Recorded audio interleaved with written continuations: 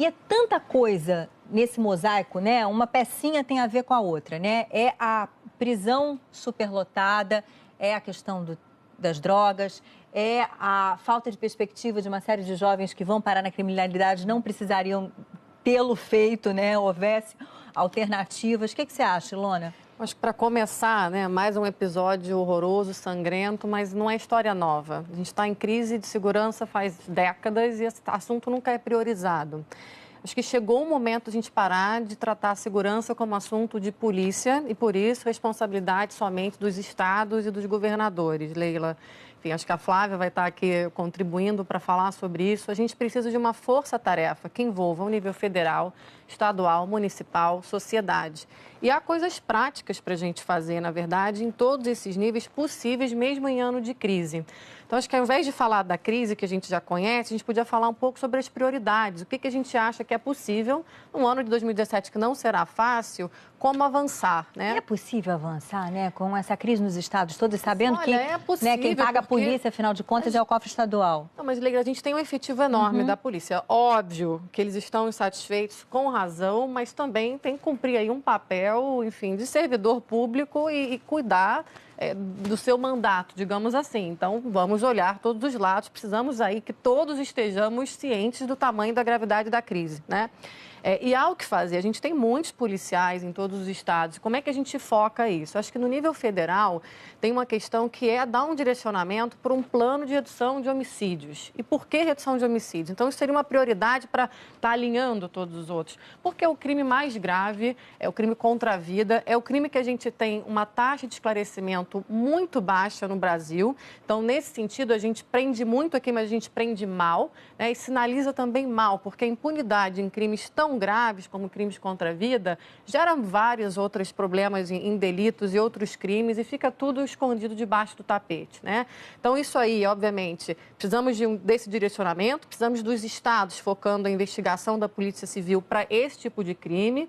Precisamos que não haja retrocessos, sim, avanços no controle de armas, porque é uma agenda que a gente vem aí, olha, tentando há anos defender que não seja desmoronada aí no Congresso. Mas, olhando o que foi dito aqui pelo, enfim, nosso... é o fluxo, prevenção. E na mão de quem está a prevenção? Como é que a gente tira, na verdade, os jovens, né, de serem vítimas e perpetradores da violência? É só investindo no nível local. E aí, senhores prefeitos que assumiram hoje, enfim, muito a ser feito. E a gente não fala sobre isso no Brasil. Então, enfim, essa agenda inicial de homicídios alinha todo mundo e poderia dar um norte, de fato, para a gente ver um alento para as outras áreas, tá?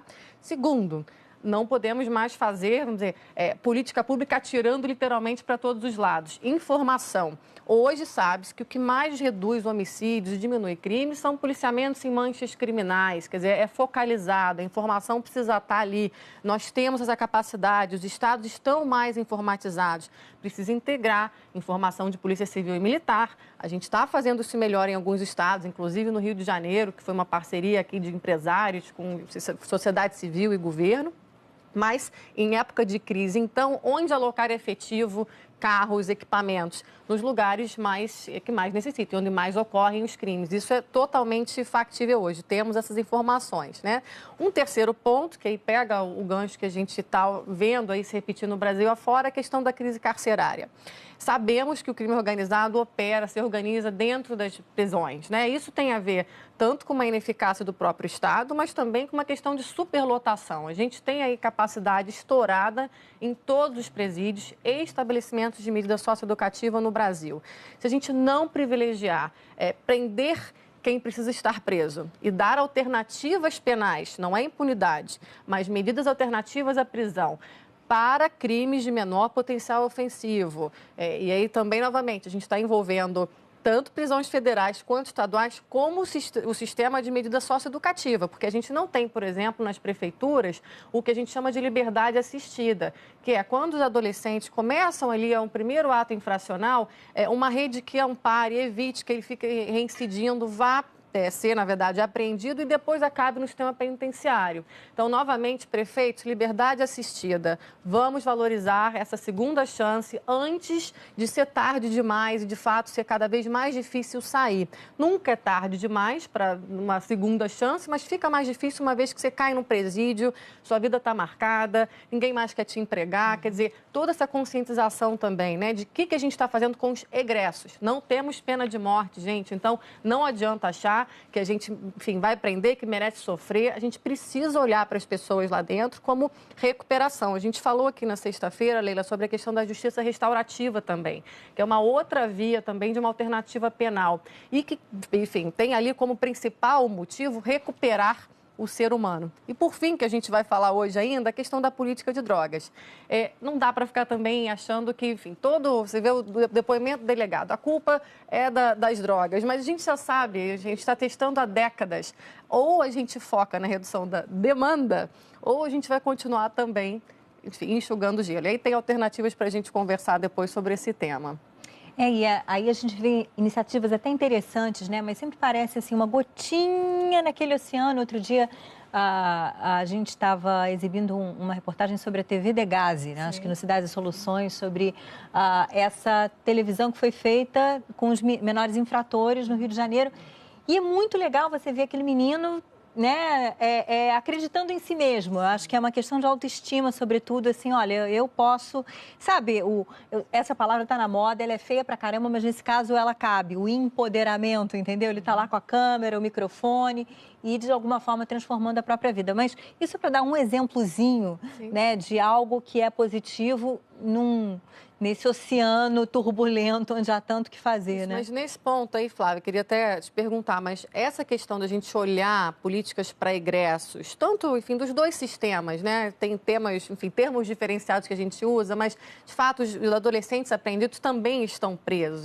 Enfim, alguns lugares são piores até do que presídios. E começa ali, né? Começa ali. Exatamente. Começa ali. A vida entorta já cedo, normalmente. Exatamente. Né? E existem poucas iniciativas no Brasil de tentar ajudar para quando essa pessoa sai de uma situação dessa, que ela tenha uma vida outra senão no crime, né? Quer dizer, e aí eu acho que tem um movimento da sociedade, dos empresários, para olhar para esse lado, porque também os jovens, principalmente os adolescentes, que são infratores em geral, eles são líderes, eles não se resignam a uma situação, não estou dizendo que eles estão certos, mas eles têm ali um incômodo da natureza da juventude. Né? Isso é algo que a sociedade pode fazer para muito além do Estado e oferecer aí, vamos dizer, usar esse potencial, essa capacidade para a produção lícita da economia. Agora, seja como for, nós não temos políticas públicas de qualidade, nem com escala, nem para a juventude e muito menos para egressos, para apenados, para a população carcerária, nem dentro nem fora, né? A gente tem um sistema judiciário e uma justiça de execução penal absolutamente cruéis.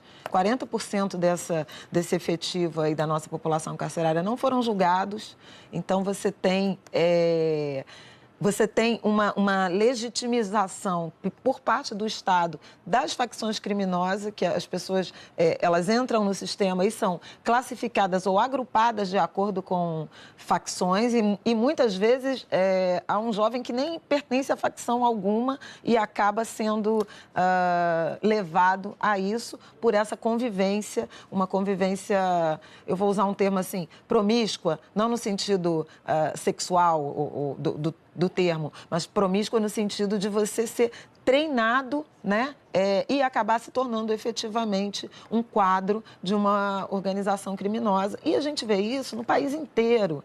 Então, falta uma articulação bem feita, né, entre o poder central e estados, e como bem lembrou a Ilona, prefeituras, para que você tenha políticas públicas orientadas, vários níveis de políticas públicas e formas de tratamento que sejam eficientes e igualitárias. Né, mal comparando, agora me ocorreu uma coisa, a gente já vai chamar Manaus rapidinho para ver como é que está a situação por lá, mas é o seguinte, né, na Europa a gente volta meio a falar, fulaninho se radicalizou, né, assim, você tem o jovem marginalizado, quando ele vai ver, ele está, né, seguindo uma vertente ali esquisita, né, de interpretação do Islã e tá cometendo atentado terrorista. Aqui, o garoto vai parar no guarda-chuva lá de uma facção criminosa, é o que acontece. Não é tão diferente, né? Não é tão a lógica diferente. perversa de um sistema... uma religião, mas é outra, não deixa de um de ser sistema que não foi preparado...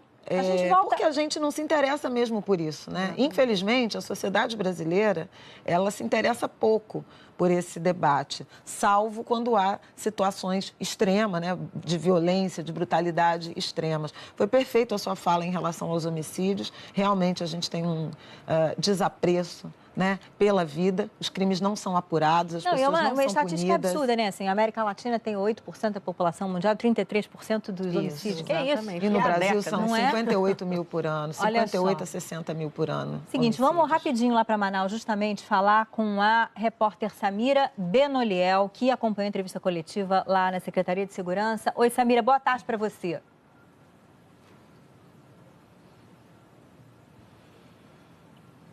Olá, Leila, boa tarde para você, boa tarde a todos aí que estão nos assistindo. Pois é, a Secretaria de Segurança Pública confirmou aí 60 mortes durante a rebelião no complexo penitenciário Anísio Jobim, no quilômetro 8, na estrada que liga Manaus a Boa Vista.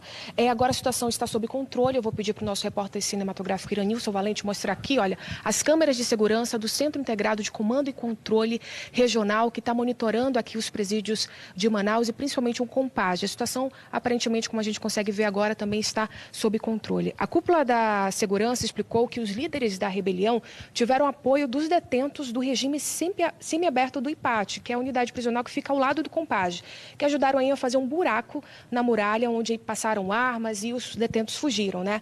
4 pistolas e uma espingarda calibre 12 foram recuperadas até agora na revista.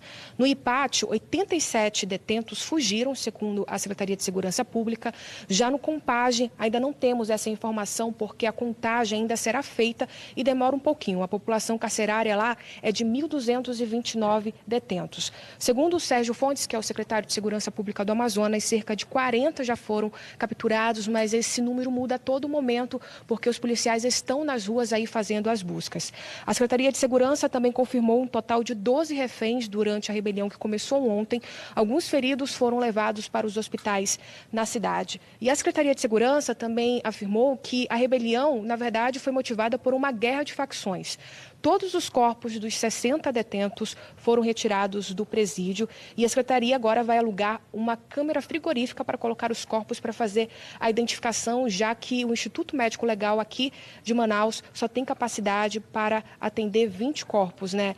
O ministro da Justiça, ele também se colocou à disposição aqui do governo do estado para ajudar em toda essa situação. Eles enviaram uma nota que eu vou ler aqui, que eles disseram que podem ajudar, inclusive para eventuais transferências para presídios federais e envio de força nacional. Uma verba de 44 milhões de reais deve ser repassada aí para o Fundo Penitenciário do Amazonas, que é para ajudar aí nesse plano de contingência. Os policiais estão nas ruas, a inteligência também foi acionada para recapturar todos esses presos. Volto com vocês, Leila. Obrigada, Samira, e bom trabalho aí para você, viu? Olha, um monte de comentários chegando aqui pra gente. Olha só, queria dizer aos debatedores do Estúdio I que cadeia não é lugar de ressocialização e sim de punição.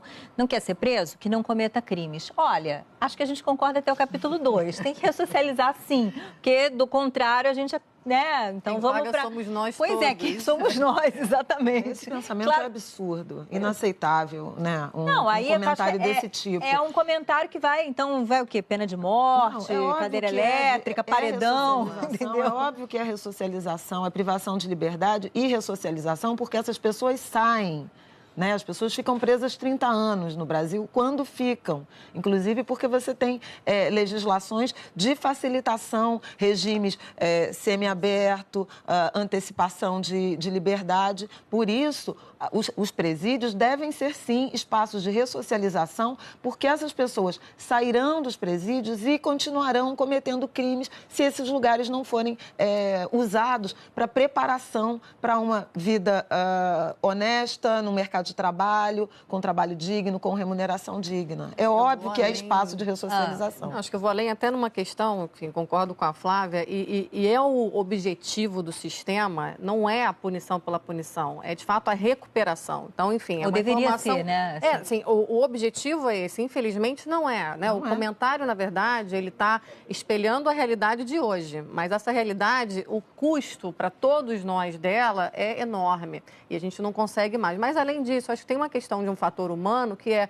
todos nós temos o lado bom e o lado mau. Essa história de dizer que há cidadão de bem, há cidadão de mal, quer dizer, num momento de sua vida, você, seu pai, seu filho, alguém pode cometer algum ato que seja um ato, na verdade, que seja criminalizado, até porque no Brasil a gente tem criminalizado tudo, a gente está virando uma sociedade muito judicializada. Enfim, eventualmente isso vai chegar perto de cada um de nós, pode chegar, e a gente tem que pensar que tipo de segunda chance, que tipo de... Então, não é impunidade, é segunda chance, sim, é ressocialização, sim, sabendo que somos seres humanos passíveis de erros.